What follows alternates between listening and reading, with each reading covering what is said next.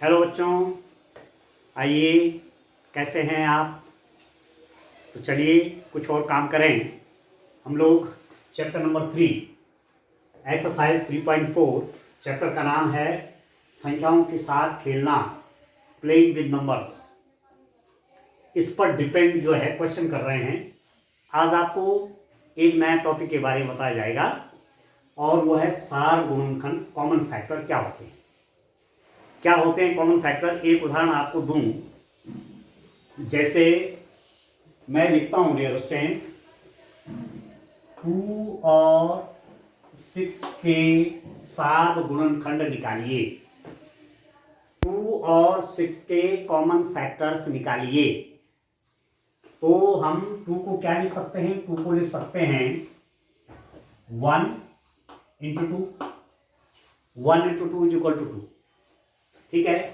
और 6 को लिख सकता हूं 1 इंटू 2 इंटू 3, 3 2 जा 6, ठीक है।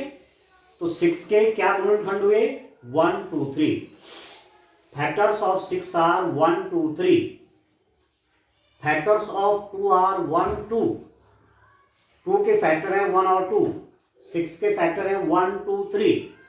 तो कॉमन फैक्टर आपके क्या हो गए? सार गुणनखंड क्या हो गए? सार गुणनखंड कॉमन फैक्टर या इनको कहते हैं उभयनिष्ठ गुणनखंड। एक नाम और है या उभयनिष्ठ गुणनखंड, ठीक है डियर स्टूडेंट। उभयनिष्ठ का मतलब जो दोनों में हो, 2 के भी गुणनखंड में हो और 6 के भी गुणनखंड में हो, उनको निकालना है। सार गुणनखंड कहें या उभयनिष्ठ गुणनखंड कहें, इंग्लिश में कॉमन फैक्टर कहेंगे। तो कौन कौन कॉमन फैक्टर हो गए? जो यहां भी और यहां भी। एक तो 1 2 का भी फैक्टर है और 1 6 का भी फैक्टर है। एक तो 1 हो गया, 1 और 1 एंड, अब दूसरा कौन हो गया डियर स्टूडेंट? देखो 2 यहां भी है, तो 1 एंड 2, 1 और 2, 2 और 6 के क्या हो गए?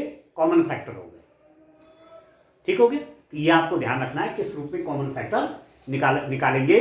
जब मैं न्यूमेरिकल क्वेश्चन करूंगा तो वहां से आपको बहुत क्लियर होने वाला है। एक दूसरा आपका आता है सह अभाज्य संख्या, को प्राइम नंबर्स। सह अभाज्य संख्या, सह अभाज्य संख्या, को प्राइम नंबर। ये क्या होते हैं को प्राइम नंबर्स? आप देखिए डियर स्टूडेंट, सह अभाज्य संख्याएं क्या होती हैं, को प्राइम नंबर्स क्या होते हैं। जैसे मैं ले लूं एक, माना मैंने लिया 6 और 6 लूं या कुछ और लूं। जैसे मैं ले लेता हूं 4, एक 4 ले लेता हूं, एक ले लेता हूं 9, ठीक है। इनमें अभाज्य कोई नहीं है, प्राइम संख्या कोई नहीं है, अभाज्य संख्या कोई नहीं है। 4 के फैक्टर बनाइए, 4 के फैक्टर हो जाएंगे, क्या हो जाएंगे डियर स्टूडेंट? 4 के फैक्टर आप देखिए, 4 के फैक्टर हो जाएंगे 1 इंटू 2 इंटू 2, ये 4 के फैक्टर हो गए, ठीक हो गया, ठीक है डियर स्टूडेंट। ये आपके 4 के फैक्टर हो गए। और 9 के फैक्टर कौन हुए? 9 के फैक्टर हो गए आपके 1 इंटू 3 इंटू 3। और एक चीज आपको और भी ध्यान रखना पड़ेगा, जैसे मैं यहां पर फैक्टर की बात कर रहा था ना, तो यदि मैं आगे लिखूं 2 के गुणनखंड,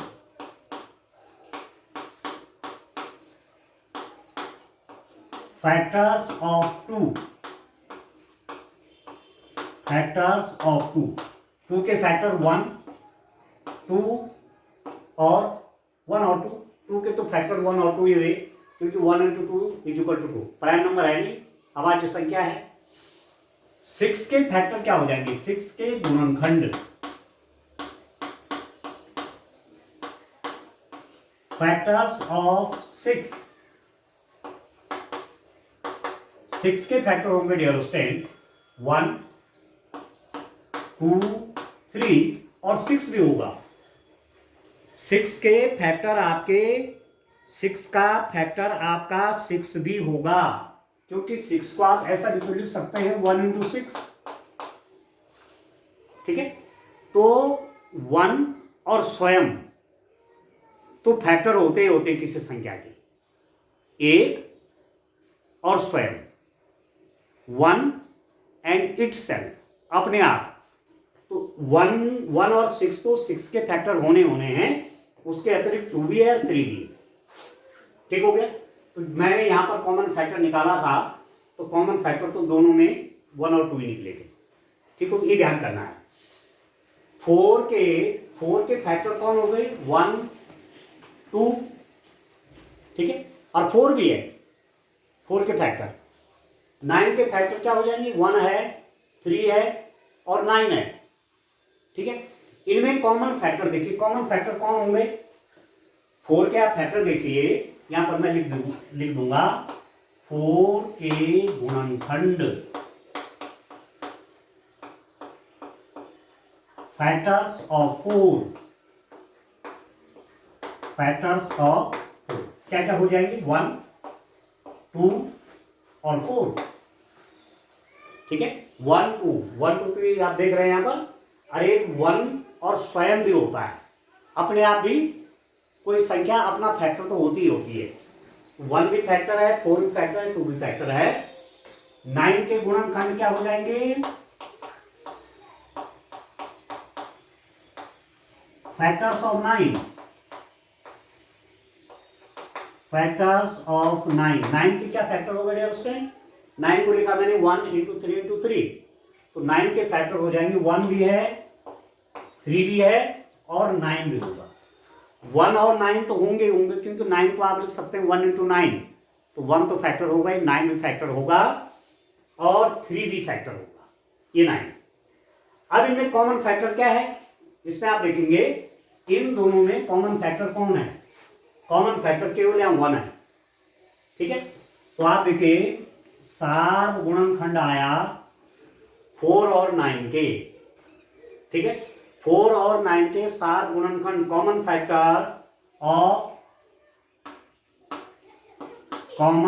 फैक्टर सार गुणनखंड किसके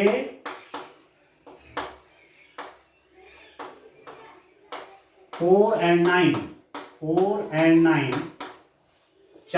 और 9 के सार गुणनखंड कौन हुआ dear student, that is equal to ये हो गया आपका 1। 4 और 9 के कॉमन फैक्टर सार गुणनखंड हुआ 1। तो जब सार गुणनखंड 1 होता है, 1 के अतिरिक्त कोई और नहीं होता, तो ऐसे फैक्टर को क्या बोलते हैं सौ अभाज्य संख्याएं। ऐसी संख्याओं को बोलते हैं सौ अभाज्य संख्याएं, को प्राइम नंबर्स। क्लियर हो गया अब आपको। ठीक है, सहअभाज्य संख्याएं को प्राइम नंबर कौन हुए, वह संख्याएं जिनमें सार गुणनखंड केवल 1 होता है।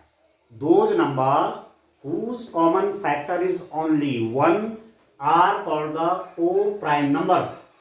वे संख्याएं जिनका सार गुणनखंड 1 होता है वह सह अभाज्य संख्याएं कहलाती हैं।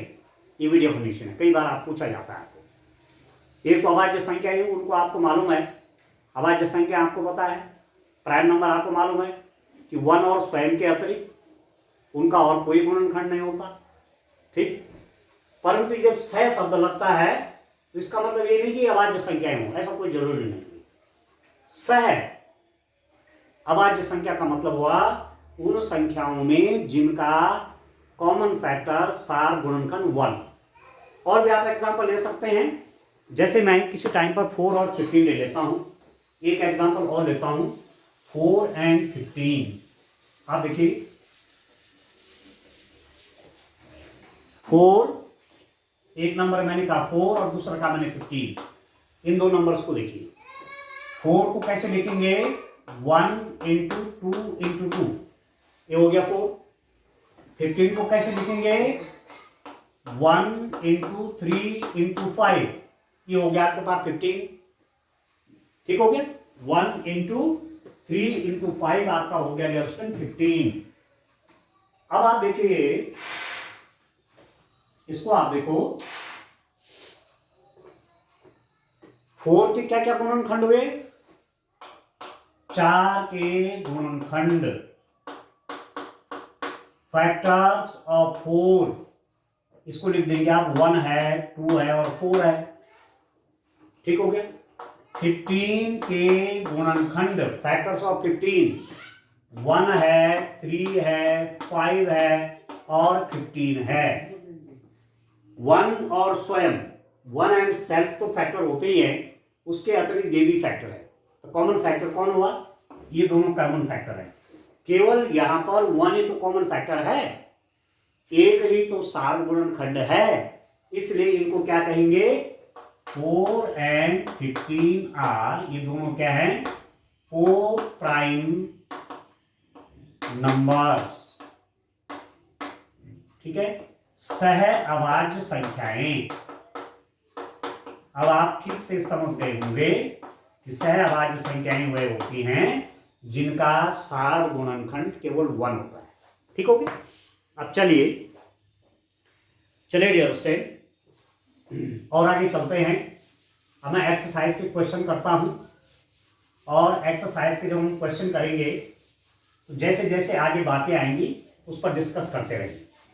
ठीक है, तो पहले मैं आज न्यूमेरिकल करूंगा कॉमन फैक्टर्स के, सार गुणनखंड के। तो एक्सरसाइज की ओर चलते हैं। चलिए एक्सरसाइज 3.4 का क्वेश्चन नंबर 1 आप अपनी बुक में देखें। ठीक है, chapter number 3, exercise 3.4, question number 1 आप देखिए।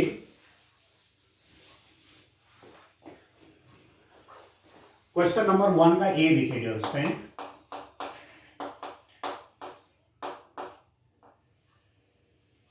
ये आप देखिए कौन कौन संख्याएं हैं, 20 और 28, 20 और 28, 20 एंड 28, इनके कॉमन फैक्टर निकालने हैं। Find the common factors of 20 and 28।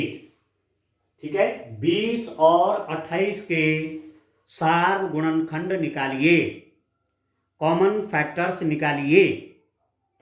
ठीक है, तो अब आप डियर स्टूडेंट देखिए 20 और 28 के कॉमन फैक्टर चाहिए, 20 और 28 के सार गुणनखंड चाहिए, तो 20 के फैक्टर करिए, पहले इसके गुणनखंड करिए।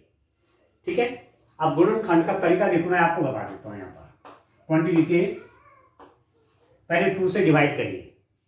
ठीक है, तो 2 1 जा 2, ये 0 आ गया, 10 आ गया। फिर 2 से और डिवाइड करिए, 2 5 जा 10। ठीक, अब इसमें केवल 5 से डिवाइड होता है, 5 1 जा 5। ठीक है, तो आप लिख देंगे, आप लिखेंगे 20 इज इक्वल टू, आप लिख देंगे 20 is equal to 1 into 2 into 2 into 5, 5 दूने 10 दूने 20, 5 टू जा 10 टू जा 20 आ गया। तो 20 के गुणनखंड,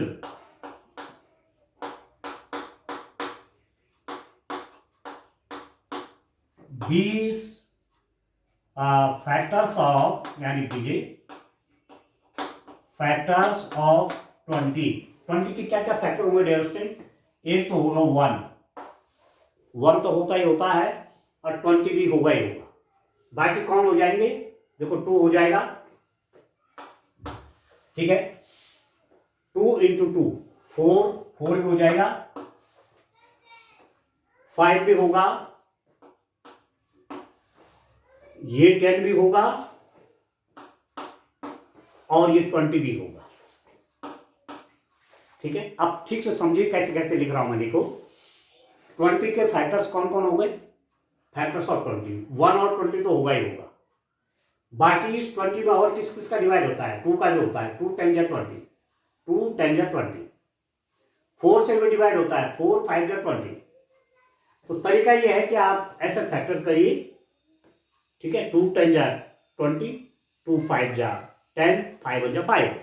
तो ये तो फैक्टर हो ही गए, 1 भी होगा, 2 भी होगा, ठीक है, और 5 भी होगा सीधे सीधे। बाकी आप देखिए 2 2 जा 4, अब 4 5 जा 20, एक 4 भी होगा, 5 तो लिखा हुआ है, 5 2 जा 10, 5 2 जा 10 ये है ये यहाँ पर। तो ये सब फैक्टर होंगे, ठीक है।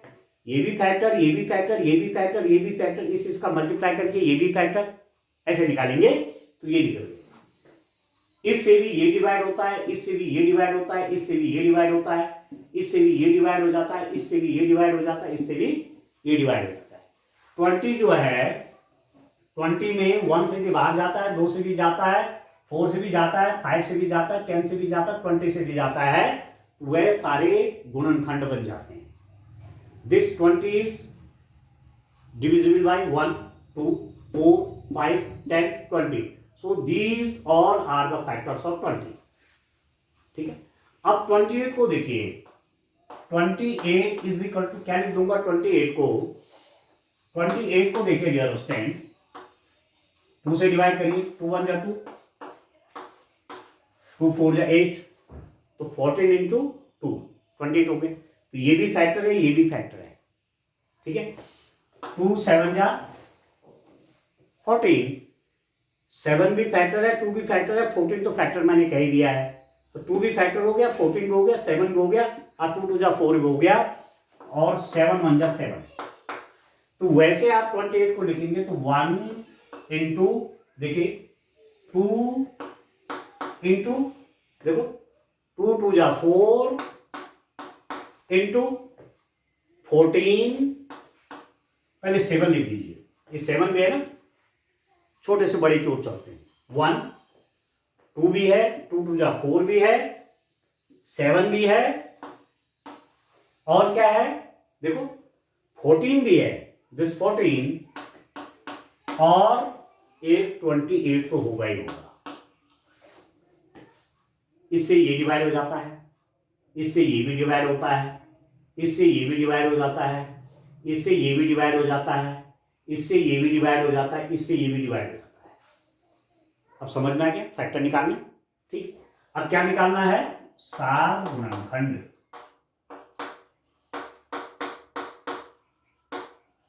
कॉमन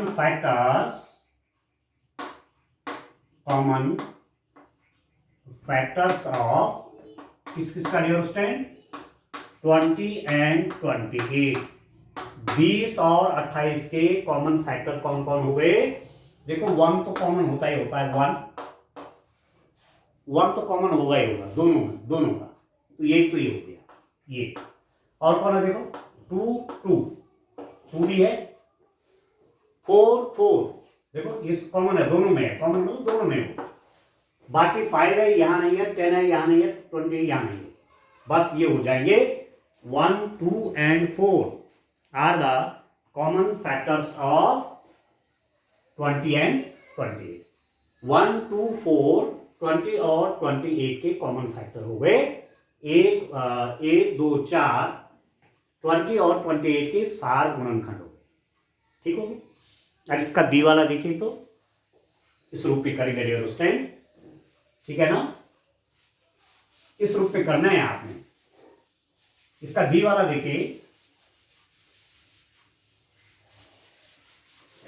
आसान सा तरीका आपको बता रहा हूं, पहले आप फैक्टर निकाले वैसे, इनको बोलते अभाज्य गुणनखंड, आगे भी पढ़ना है आपने अभी, ठीक है। अभाज्य गुणनखंड निकालना, फैक्टर ट्री, ठीक है, उसकी मदद से भी आपको आगे कई चीजें आएंगी। तो चलिए इसका 1 का बी देखता हूं।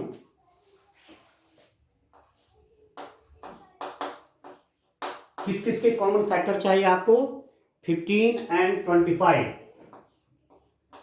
15 और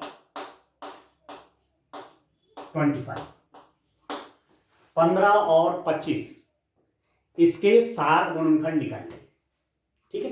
अब 15 को देखो आप, मैं आपसे कह रहा था कि 15 में किसका डिवाइड होगा, 2 का तो हुआ नहीं, 3 का होगा, 3 5 जा 15, और अब 5 का 5 में 5 1 जा 5, तो फैक्टर क्या हो जाएंगे 15 15 के गुणनखंड,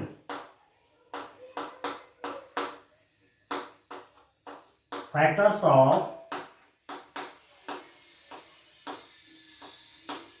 15 क्या क्या हो जाएंगे डियर स्टूडेंट, 1 और 15 तो होंगे ही होंगे, 1 भी होगा, 50 लास्ट में लिखेंगे, 3 भी होगा, और ये 5 भी होगा, और लास्ट में 15 भी होगा।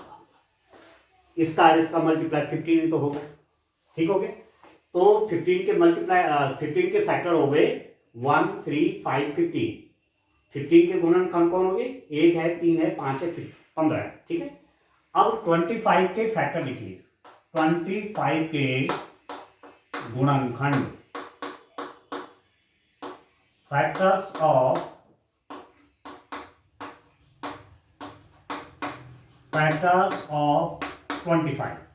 25 इसको देखिए, 5 5 जा 25 और 5 1 जा 5, तो 25 के गुणनखंड क्या हो गए 1 1 तो होगा ही, 1 और 25 तो होंगे होंगे, उसके अलावा 1 होगा, देखो 5 होगा, 5 5 तो 25, 1 5 और 25, इसके अलावा कोई नहीं होगा, 1 भी होगा, 5 भी होगा, 25 भी होगा, एक गुणनखंड हो गए किसके 25 के, factors of 25 are 1 5 and 25।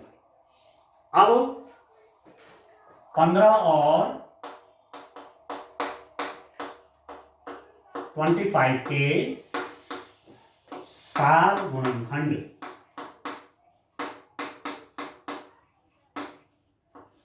Common factors of, लिख दीजिए कॉमन फैक्टर्स ऑफ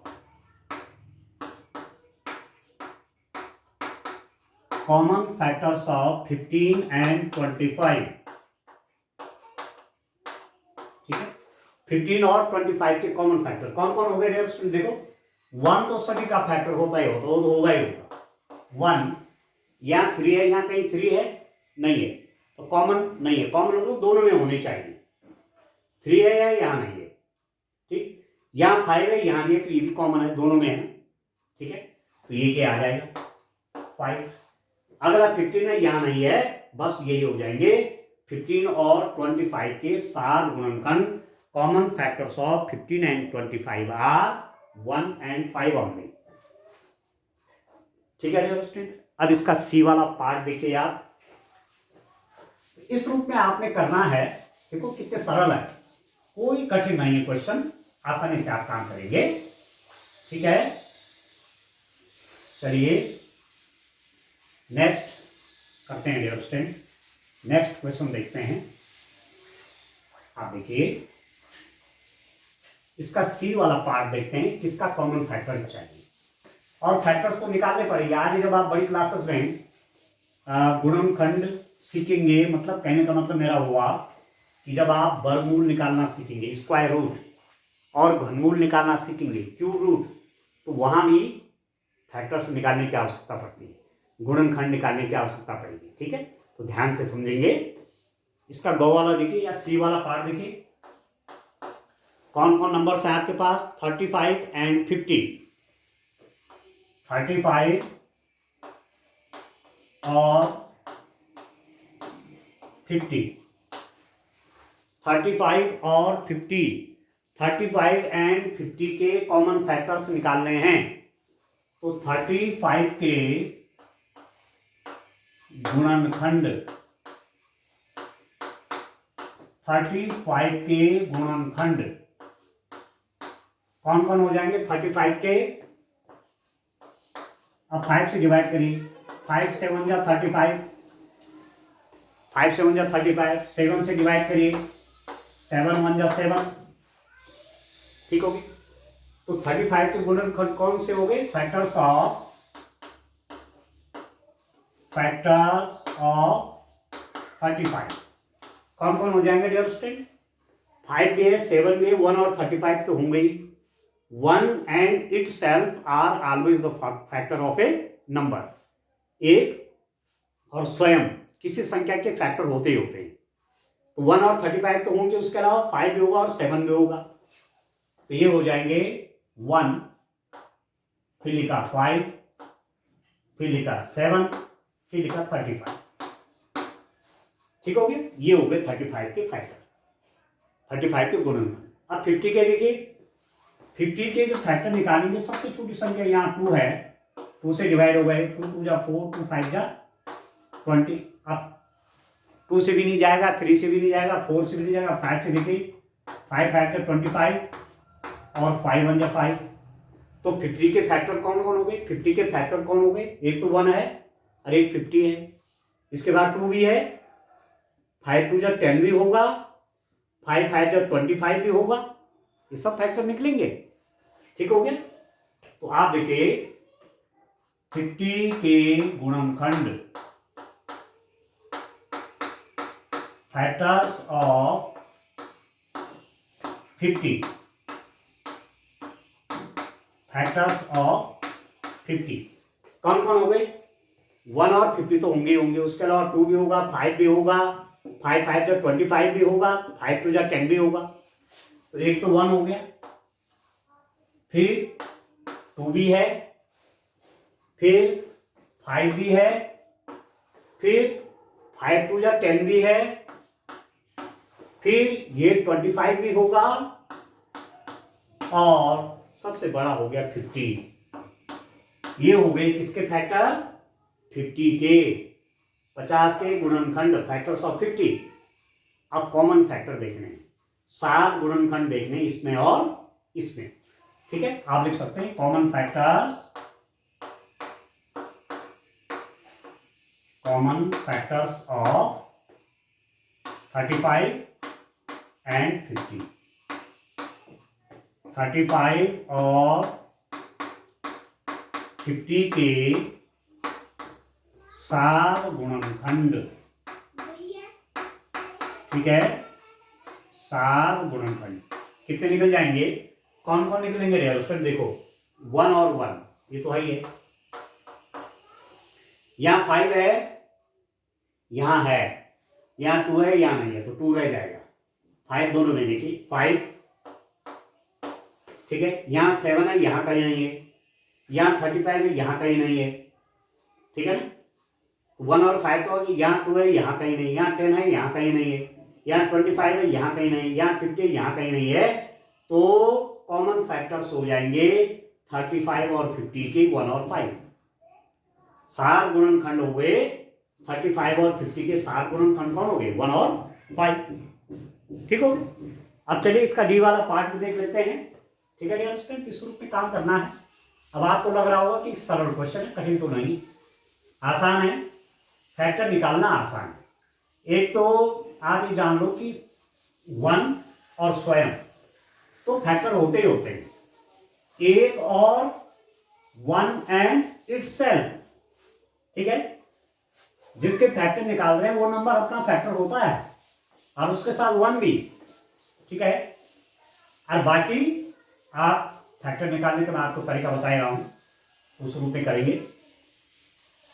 अब आप देखिए डियर स्टूडेंट, इसका डी वाला पार्ट देखिए, कौन कौन नंबर है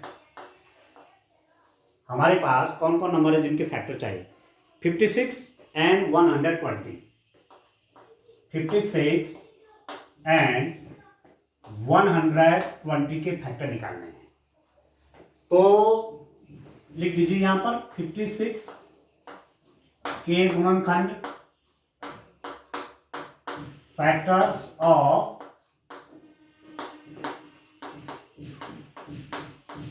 56। 56 के फैक्टर निकालिए, यहां लिख दीजिए 56, पहले 2 से डिवाइड करिए। यस, 2 से डिवाइड होता है, 2 2 जा 4, 2 8 जा 56, 28 दूनी 56। फिर 2 से और हो रहा है, 2 1 जा 2, 2 4 जा 8, 14 2 जा 28, फिर 2 से 2 7 जा 40। ठीक हो गए। तो 56 के गुणनखंड कौन हो गए? 1 और 56 तो होंगे ही होंगे, उसके अलावा कौन होंगे? 2 भी हो जाएगा। ठीक है, 3 नहीं है, 3 नहीं होगा क्योंकि 3 से डिविजिबल नहीं है। ठीक हो गया। तो कौन कौन फैक्टर हो गए? 1, फिर हो जाएगा आपका 2, ठीक हो गया। 2 2 जा 4, 2 2 जा 4, 2 जा 8, देख रहे हैं, हो जाएगा। फिर 7, 8 से पहले 7 लिख लीजिए, ठीक है ना, छोटे से बड़े क्यों लिख रहा हूं, ठीक है डियर स्टूडेंट। एक लिखा 1, दूसरा लिखा 2, 2 2 जा लिख दिया 4, एक हो जाएगा 7, फिर कौन हो जाएगा? 2 2 जा 4, 2 जा 8, ठीक हो गया। फिर हो जाएगा एक 14, फिर हो जाएगा एक 28, और लास्ट में हो जाएगा 56। बस ये हो गई, ठीक है, समझ में आ रहा है आपको? ये फैक्टर हो गए किसके? 56 के। अब 120 के फैक्टर निकालता हूं। फैक्टर्स ऑफ 120, 120 के गुणनखंड। देखो कैसे निकालेंगे 120 के? पहले 2 से डिवाइड करिए, 2 60 जा 120, फिर 2 से करिए 2 30 जा 60, फिर 2 15 जा 30, 3 5 जा 15, और 5 1 जा 5, ये हो गया। 2 से डिवाइड किया 60 हो गया, 2 से डिवाइड किया 30 हो गया, 2 से डिवाइड किया 15 हो गया, 3 से डिवाइड किया 5 हो गया। तो 120 के फैक्टर कौन होंगे? 1 और 120 तो होंगे होंगे, ठीक है। फिर देखो 2, एक 3 भी है, 2 2 जा 4, 2 गुणा 2 4, 5 भी है, फिर 2 2 जा 4, 2 जा 8, 8 भी है, ठीक है डियर, 8 भी होगा। और कौन होगा? आप देखिए 15 भी होगा, और देखिए आप 2 2 जा 4, 2 जा 8, 3 जा 24, 24 भी होगा, ठीक है। अब कौन हो रहा है? 30 भी होगा, 30 भी फैक्टर है, 60 भी फैक्टर है, और 120 भी फैक्टर है। ये सारे फैक्टर निकल रहे हैं इसके, ठीक है ना। 2 2 जा 4, 2 2 जा 4, 2 जा 8, 8 3 जा 24, ठीक है। और 24 5 जा 5 3 जा 15, 2 जा 30, 5 3 जा 15, वो भी हो गया सब, ठीक है। 3 2 जा 6, 2 जा 8, 8 5 जा 40, अब 40 भी आएगा डियर स्टूडेंट, बड़ा इंटरेस्टिंग है। देखिए 5 3 जा 15, सॉरी देखिए आप देखिए 2 2 जा 4, 2 जा 8, 5 जा 40 भी होगा एक, यहां देखिए 40 भी होना है, बड़ा इंटरेस्टिंग। 40 भी आएगा, क्या बोला? 2 2 जा 4, 2 जा 8, 5 जा 40, ठीक है, तो 40 भी हो जाएगा, ठीक है। और कौन कहा था? 30 हो गया, 40 हो गया, और 60 तो होगा ही, 60 और 120 तो होंगे।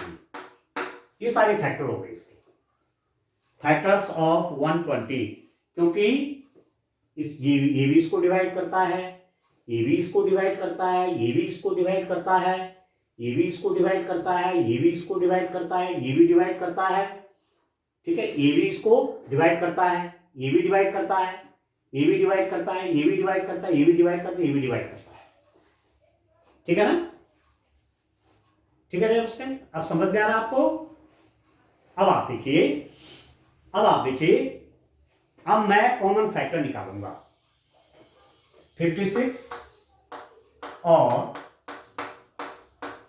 120 के सार गुणनखंड, कॉमन फैक्टर,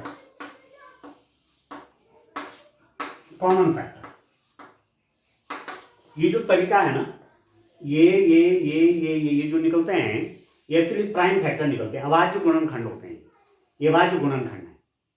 पर भाज्य और अभाज्य गुणनखंड दोनों निकालूंगा तो कुछ इनके मल्टीप्लाई भी करने पड़ेंगे, ठीक है।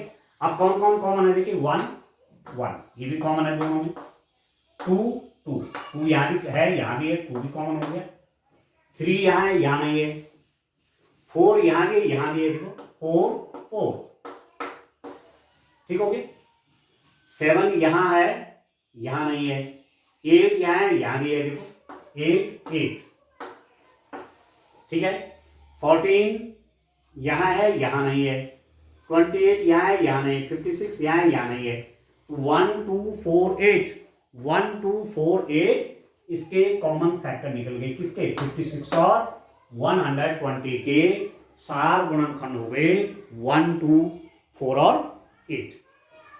ठीक है डियर स्टूडेंट, इस रूप में निकालेंगे और जब आगे क्वेश्चन आगे बढ़ेंगे ना अच्छा से आपको आ जाएगा। ठीक है, आज के लिए इतना काफी है। Thank you, bye bye, have a nice day.